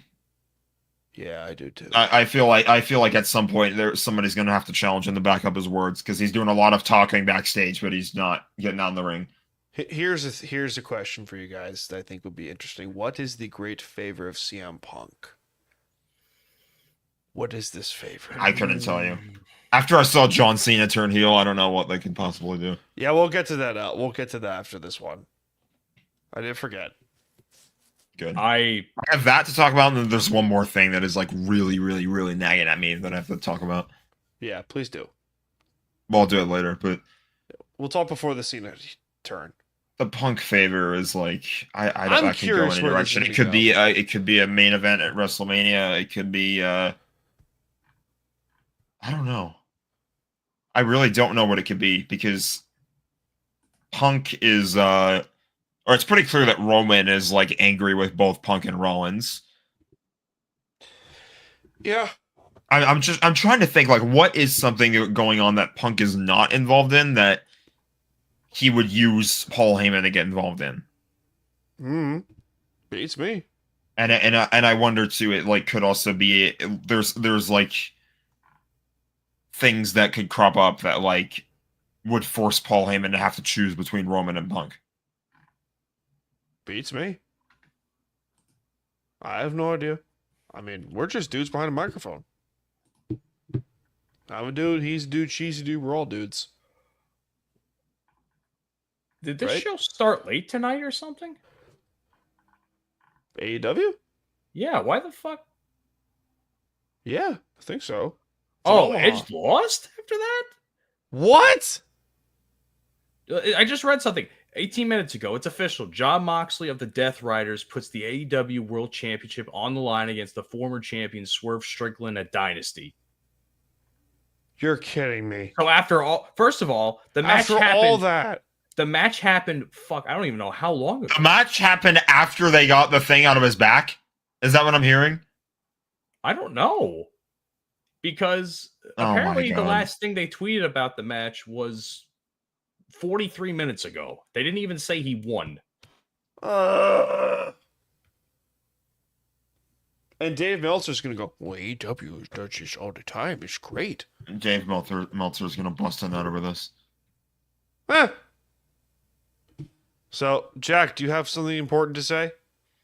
I don't know about important, but it's something that made me kind of crash out the other night. Do tell. Is it Jey Uso? Yeah, it's Jey Uso. I am losing my shit over the people who hate this. So, yeah, I'm tired of people who are basically, it's like the IWC being the IWC. It's people who are moaning endlessly about how this isn't the guy who Gunther should drop his title to, or like this isn't, this guy botching everything. Botches happen, bro. It's part of it. It's like it's not intentional, but it's like God forbid a guy makes a mistake. Yeah. See, I think the problem is I've seen someone compare it to the Top Dollar botch that happened a few years ago when Cole was like, he tried to take off, or he was clowning him super hard, which was hilarious, by the way. I think people are comparing it to that botch and how he was hated after that, even more so. And everyone still loves Jey Uso kind of after that botch. I don't know. It's weird. I don't hate Jey Uso. So I don't know where the. I'm gonna put this on record right now. Jay's my guy. Jey, like I've been watching wrestling for like almost not too long. I'm relatively new to the space still, but Jey was the first person whose promo got like a legitimately like emotional reaction out of me. Like after he won the Rumble, he had that promo on the Raw. I teared up a little bit, and I was like, okay, Jey Uso's my guy. Do you know what this reminds me of a little bit? Do you remember when Jack, you might you won't. You're bringing up Daniel Bryan, yeah. Daniel Bryan when he won at WrestleMania 30. This whole thing is so eerie freaking similar to Daniel Bryan at Mania 30. When he took on three quarters of Evolution and then won the world title over Batista and Randy Orton in the main event. That's what Jay's going to win the belt. Yes. I don't know how he doesn't, but he's going to win the belt. I'm just tired of people who are claiming that Jay was only put over by, all he does is yeet. Like, he has the yeet catchphrase, and that's why he's... That's not true, though. Like, Jay was getting... He was getting big emotional reactions out of people before that, like during the whole Bloodline arc, like when he was fighting with Roman Reigns, when he was alongside his brother, and he was like, he became the first guy in 3 years to directly pin Roman. It's like, I feel like that at that point was when Jay was starting to go over with the crowd. And you have something to say, sorry. No, I was going to say, like, I can go even farther than that. When the whole Bloodline story first started happening, at the Thunderdome, when Jay and Roman were feuding for the Universal title at the time, where he had that whole passion problem, like nobody knew who the fuck I was, like everybody has to ask which one are you? Yeah, and then he earned that like main event. He did. Yeah. He earned that main event nickname. He's been over like since those days. Like it's not the Yeet train going on right now recently that's put him over, and it's like it's just the most popular thing going for him right now. Yeah, and which is great because you deserve it. Yeah, he doesn't have the greatest sure, his in-ring ability can be better. Fine, I agree with that. I think his moveset is due for a bit of an upgrade soon. So hopefully they can work some new things in there. But at the same time, it's not the moves or the in-ring ability or stuff like that put Jay over. It's the heart. And you see that with his matches. And you see that with his entrance, but like what he does in matches where like it seems like it's impossible and he still figures a way out. And when he has built up anger and he has the built up aggression like he did on the last Raw, it's, sometimes it might not be the greatest booking decision ever, but I think there are reasons that make sense why Jay squashed Austin Theory. Yeah. Obviously, Austin Theory, respectfully. Yeah, people are a bit angry at the fact that it was Austin Theory of all people who got squashed, and fair. I just think people are using that and basically turning it into saying, okay, well, Jay, this is all the reason that we need to say like Jay is not going to be world champion or not deserving. You can't. No. Do you know you can't turn on him when you have to be good to get an explosive entrance like Jay does every time. Do you remember, Matt? Do you remember 2008 Jeff Hardy when he beat? I was not watching wrestling at that time, but I do Jeff remember Hardy, that match. Jeff Hardy won the WWE title against Edge and Triple H at like Night of Champions 2011. Armageddon. I think it was Armageddon 2008. Armageddon 2008, and because for a long time, for those of you who do not know, Jeff Hardy is one half of the Hardy Boys tag team, arguably one of the 5 greatest tag teams in the history of professional wrestling. And for a while, that's all he was a tag team guy. That's all he was for the longest time. And then he went to TNA, did his own thing, and then built himself up as a singles guy. And then won 3 world titles with WWE. But most notably in Armageddon 2008, where he finally won the WWE Championship over Triple H and Edge. Which was, and to quote JR, from enigma to icon. And that's what it was. And that's why I think this is, because Jey Uso for 10 freaking years, was only known as Mr. Tag Team. One half of the Usos. And that's what this reminds me of too a little bit. Yeah, and I feel like that's why like things like the squash are happening. Like obviously it's not the great. I think that's something else that I was talking with friends about. Is like it feels like a bit weird that they're going with this whole like A-Town Down Under feud and stuff like that. And it's like the whole point of Jay and his matches and his feuds right now are he is going up against people who are telling him he can't do it and who don't believe in him to be able to win the title off of Gunther. And I don't think that's the case. Like, I think that, like, I'm having a hard time wording this, you can tell, but like, the whole point from a storytelling perspective, I think, works. I think it's not, you can't just say that outright Gunther is carrying the feud. I don't think he's doing a bad job. I think his matches have been good, but like, it took him until a few weeks ago for them to realize, like, okay, well, Gunther actually needs to be wrestling on TV instead of just waiting until Jay's matches are over, and then let me go choke him out for a little bit. And then I was going to say, to add to that point, I'm sorry to interrupt you. If anything, it's actually helped Gunther to having matches, because now he's facing people that shouldn't be doing good against him, and they're actually putting up more of a fight, solidifying the idea that if they have the chance to do it, so can Jay. Like Gunther is, I think we'll say, as a heel, he's fantastic. He's doing a great job putting over guys like Tozawa, like Otis, like Axiom. And Jay, in turn, I think is going to put, I think Joe Hendry is going to show up on the next Monday Night Raw, because it's in Scotland, and Jay has a mystery tag team partner. Yes. Say his name and he appears. He appears. I think they're going to put Jay with Joe Hendry against A-Town Down Under, so. Good. That's gonna be fun next Monday. But yeah, I'm just sick of people who are giving Jay unnecessary hate, because I feel like all the people who are hating on him are the same people who are yeeting in arenas worldwide when he enters. So yes, you have to be good to get that big of a pop every time you walk in.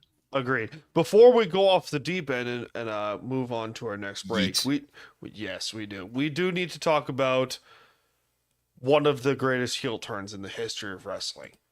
John Cena finally spoke on Raw this past Monday night, for the first time after his heel turn.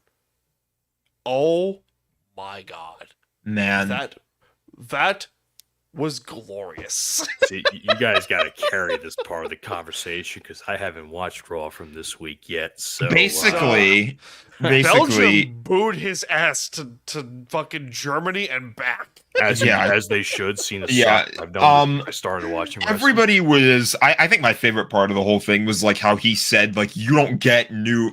This is like proof that Triple H is chronically online. By the way, he's like, you don't get new theme song or a new look or whatever. You don't get that. Like, basically, Cena just took the whole I'm gonna trash talk the shit out of the audience and basically say, you guys have been ungrateful. You guys have been hate.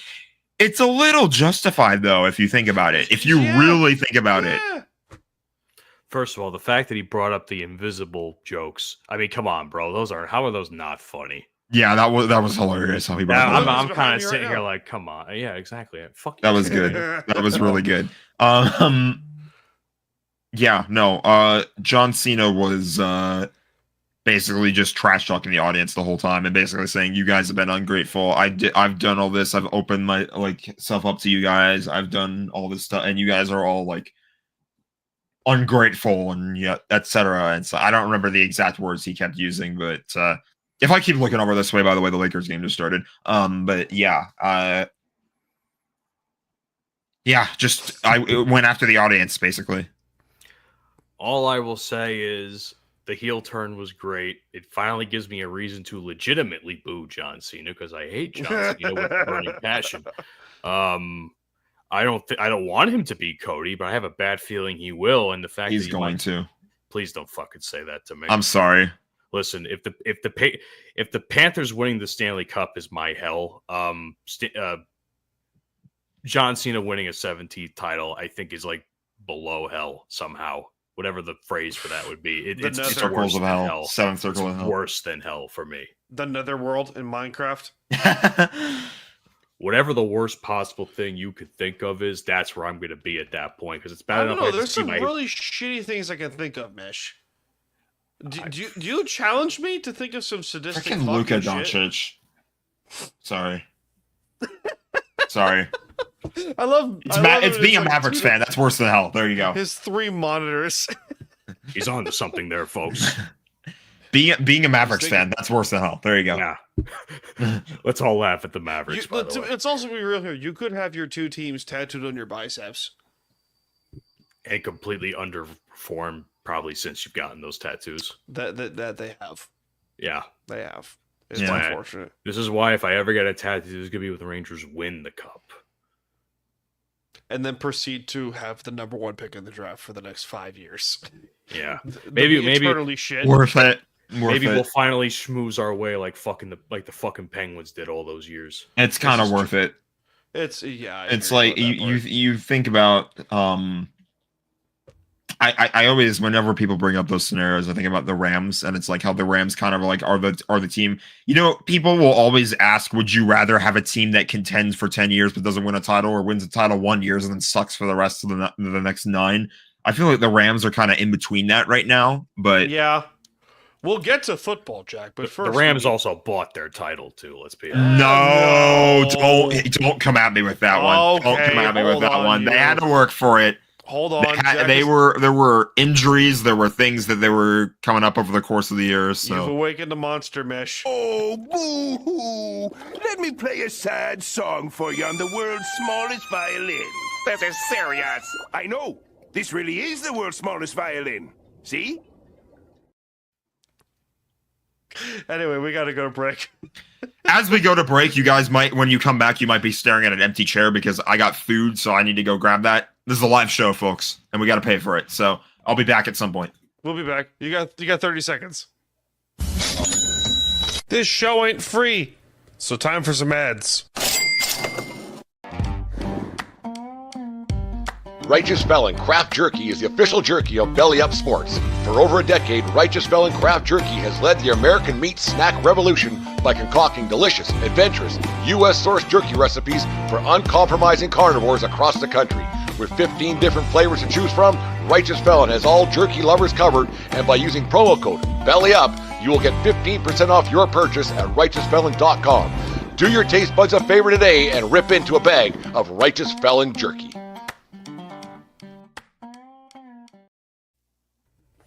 Oh, look, it's just 2 of us now. Just the two of us. We can make it if we try, just the 2 of us.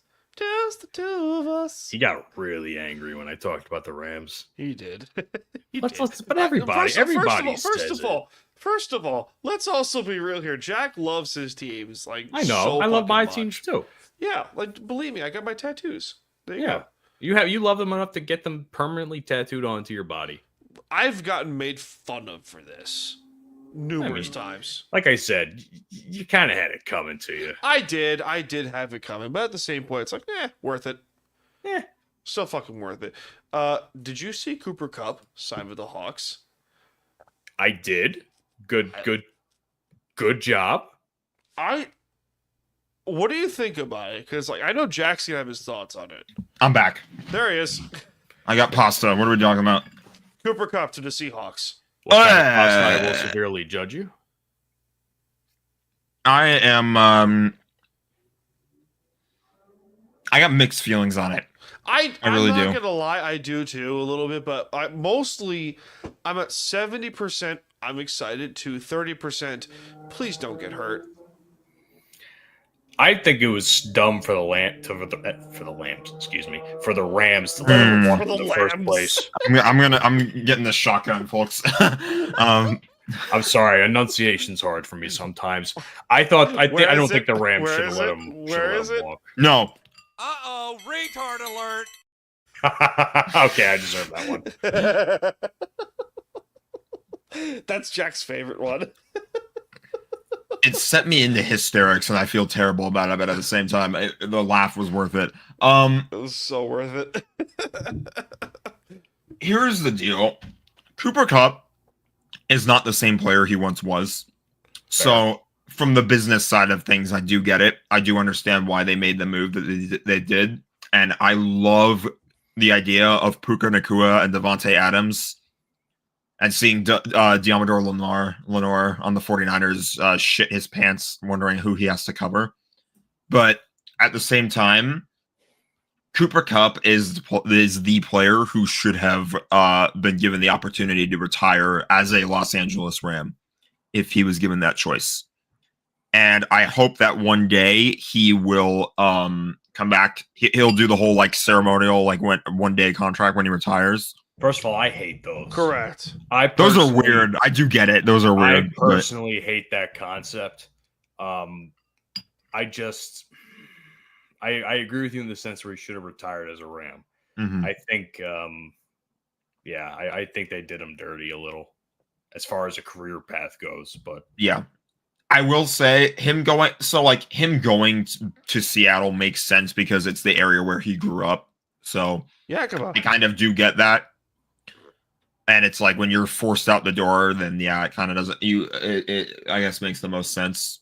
You don't really have another choice. But knowing that he wanted to stay here and knowing that the team was ready to move on as quickly as they were, I feel like if anything, that's kind of a red flag for the Seahawks because the Rams have one of the better analytical departments in the league, and when they are a team who absolutely adores Cooper Kupp. They did not want this to happen, I'm sure, but they were, at the end of the day, they were very, very willing to move on. They were very willing to shut the door. And it's like, I would be a bit concerned about Cooper Kupp's playing ability too, because you have to keep in mind, this dude hasn't played a full season since the Rams won the Super Bowl. Yeah. And he keeps having like the nagging, like leg, hamstring problems, whatever is going on with his ankle or hamstring or that general area is like, it's an issue. It keeps cropping up, and it stopped him from playing in a full season the last 3 years. So I think there are some concerns. Now, I still think he can catch the ball fine. I still think he'll be good for Sam Darnold, although I do think Sam Darnold is a massive downgrade at QB if you're the Seahawks. But no, it's I just want chaos at this point. I want chaos. Yeah, so it's not. I don't want to say it's not going to hurt the Seahawks. It's not gonna. I don't want to say it's not gonna help the Seahawks, but I think the Rams are fine. I still think the Rams are fine. I still think that again, Cooper Kupp should have been given the opportunity to retire here. But I have a question: is Matthew Stafford still the QB at the Rams? They re-signed him. Yes, he is. They did re-sign him. Okay, yes. So then I guess they're okay. Yeah, I mean, losing Kupp isn't going to be that big of an issue. I mean, they can find other younger offensive weapons. So, correct. I mean, they signed Devontae Adams, but Devontae Adams is what, 34? They something like that. Adams? Yeah, they did. Why? That's what I thought. Because he's good. Yeah, but he's old. Well, it's a 2-year deal. It's not like they threw the money at him. It's one of those moves where they want to try to win another Super Bowl within the next few years. So, can we laugh at the 49ers also? Can we laugh at the Niners? Because I think we should laugh at San Francisco. I'm down to laugh at the 49ers any day of the week. Mish? I think the 49ers are living in hell right now. And to be honest, I don't really feel bad for them because they constantly underperform. Thank you. Rich Eisen was going nuts on his show earlier today, apparently, because I don't know who predicted it, but he was looking at some kind of thing that predicted the 49ers to win the NFC West this year. Bro, the Cardinals are more of a threat than they are right now. Kyler Murray and his 5'3" looking ass is fucking more of a threat than the fuck. Hey, Niners, I have a question for you guys. Do you really think you're going to win the Super Bowl? Or here's another idea that's going to be very controversial. You could shut the fuck up. Thank you, Dave Chappelle. Once again. Yeah, this is a team that has drama every single offseason. Yep. And has players that underperform at the worst possible time. Yep. Has a coach that underperforms at the worst possible time. Keep going. And is already famous for blowing a lead. They have other players. They have such a shit culture that there are players wanting to walk out on them mid-game. Devondre Campbell. Yeah, Devondre Campbell. That was hilarious. I got so much mileage out of that game. It's insane. And the Rams only scored 12 points. So the culture. It's actually pretty damn good. It's actually damn good. A man of culture, I see.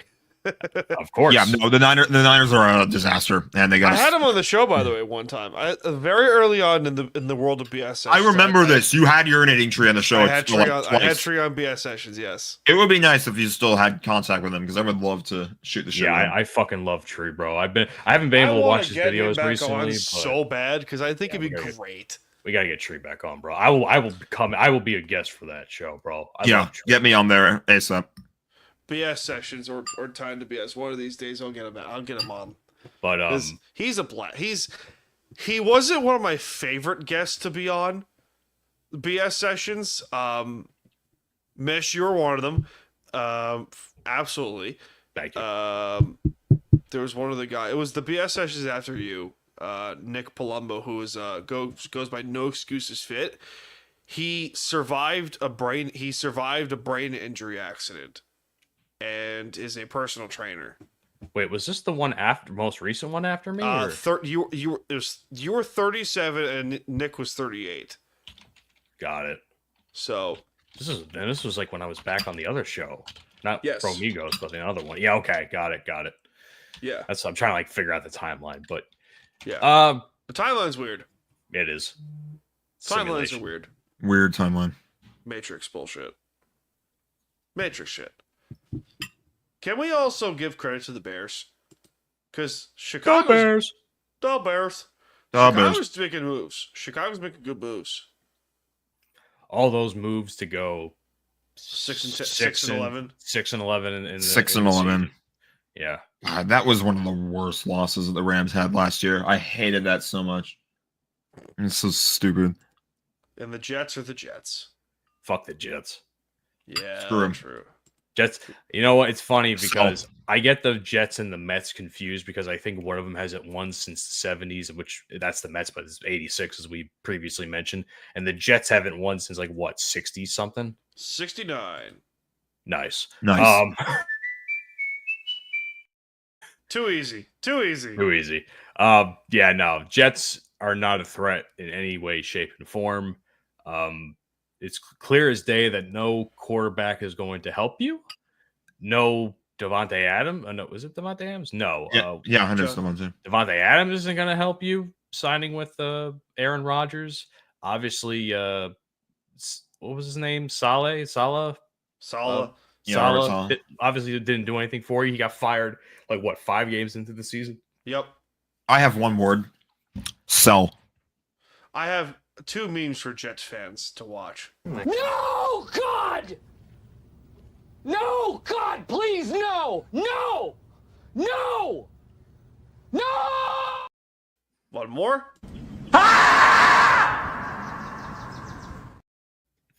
It's You're gonna make me spit my pasta out. I can't believe that one got you. Why the beaver? Why? I remember. I haven't seen that video in so long. I forgot that exists. Jack's face is red. Jack's face is red. My face is red. Look at me. I'm doing food. He's trying not to choke the poor. Hey, I'm trying not to choke on my food. You're making a blast. Stop killing me. Hold on. One more. We have Jack's favorite meme. Let's go,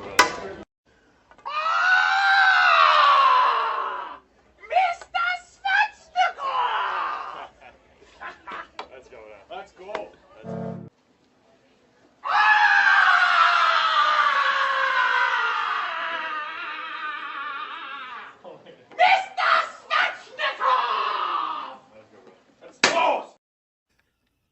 First of all, fuck the Canes. Yeah.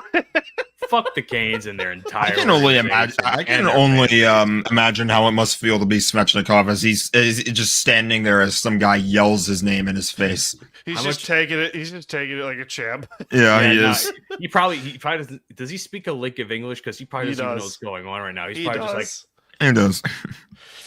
There had to have been some kind of inside joke that came from. Has to be. It has to be. Those are always the best. And the NHL says that they won't promote their players because they don't have any personality. Jesus Christ. They think the NHL thinks that all their players are just like the aliens from Sesame Street. Words. Yep. Uh-huh. Read. Read. Book. Yep. That's not the players, that's the refs, by the way. Yeah, it's the refs. Yeah. Although I will say that the recent ads that they've done as of late are pretty good. Yeah. Like the kids these days ad. Remember that? Because the one with tips. Tips. I don't know that one. It's like goalies are like complaining about like all the tip in goals or something. It's like yeah. and then you have freaking Brad Marchand comes in and like he tips. He leaves a tip on his food order, and he's like, "What? I love tips." One of the greatest tip masters ever. Oh man. Also, can we also mention that Brad Marchand getting traded from the Boston Bruins? I was gonna say Celtics. The Bruins is fucking. Uh-oh, retard alert.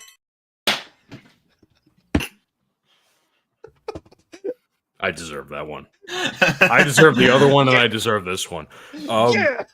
Can we didn't mention this earlier, but that's wild though. They traded their captain, bro. They traded their captain. How fucked up is that? And for like fuck all in return too. Oh, That's the Bruins true. are a shit show, and I am here for it. Fire this Don season. For Sweeney. God's sake, Luka Doncic is on fire right now. I'm sorry. Go watch gotta- the game. We've been doing this shit for 2 hours. Lakers in 5.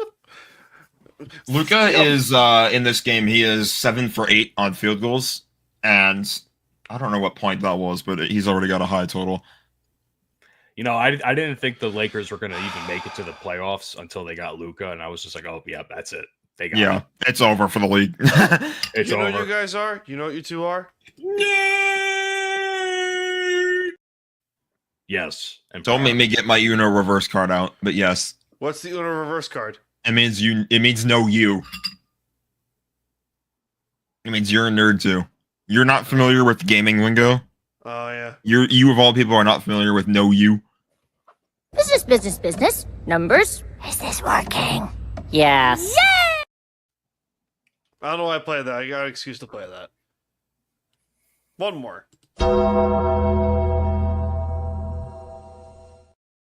That's the sound my dick makes when it rises from the dead. Oh, for God's sake! I had to do one more.